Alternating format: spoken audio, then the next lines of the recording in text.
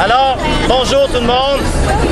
Merci d'être venu à cette grande manifestation du mouvement communautaire du Québec et de Montréal. Aujourd'hui, toute la région de Montréal est mobilisée en grève. Plus de 350 organismes communautaires sont en grève dans la région de Montréal pour dénoncer les mesures d'austérité et revendiquer surtout un meilleur soutien de l'État pour l'ensemble des organismes communautaires du Québec.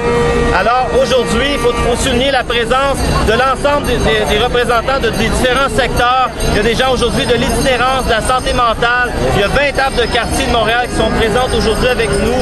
Il y a des gens surtout de la défense collective des droits et du secteur de la santé et des services sociaux qui se sont réunis pour cette campagne de mobilisation collective.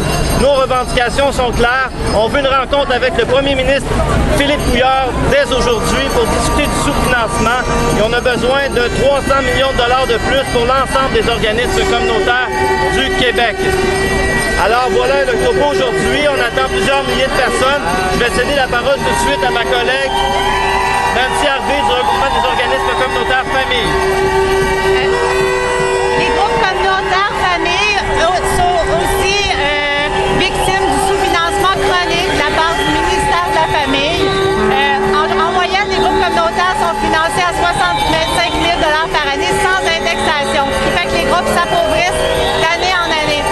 Aussi, ce qu'on déplore pour les groupes familles, c'est les partenariats publics-privés avec la Fondation Chagnon, qui font en sorte qu'on privatise en partie les orientations sociales au Québec et ça fait en sorte que les groupes communautaires travaillent sur des projets, ont de l'argent, du financement par projet, mais non pas pour financer leur mission.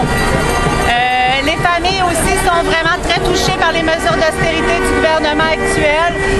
Il y a les hausses des frais de garde, les coupes dans l'éducation, la hausse de la facture d'électricité. Donc, les familles sont très touchées et ont de plus en plus besoin de soutien et les groupes communautaires peinent à les aider. Donc, pour le secteur famille, c'est 18 millions qu'on demande de plus annuellement. Merci. Nancy Harvey du regroupement des organismes communautaires Famille de Montréal. Et maintenant, pour terminer, mon collègue Jean-Yves Joannette de la Trovette de Montréal. Bonjour, je représente les groupes de défense collective des droits. C'est des groupes de locataires, des groupes de personnes assistées sociales, des groupes de personnes handicapées, des personnes âgées, toutes les malpris de ce monde ont un groupe de défense collective des droits pour défendre justement leurs droits. On est à une période où, présentement, il y a la Régie du logement qui ferme des locaux, il y a les centres de locaux d'emploi pour les personnes assistées sociales qui ferment, il y a plein d'institutions publiques qui ferment, et pendant ce temps-là, c'est qui informe le monde? Ben, c'est les groupes communautaires, c'est les groupes de défense collective des droits.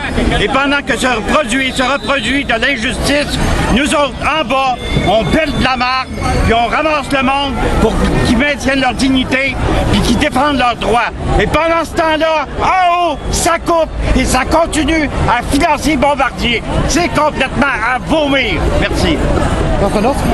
Jean-Yves Joannette, la table régionale des organismes volontaires d'éducation populaire. Alors, sans plus tarder, on va commencer la manifestation, l'animation. Alors, on vous remercie. Et s'il y a des questions maintenant, Votre nom? Sébastien Rivard du regroupement des organismes communautaires de Montréal. C'était le point de presse.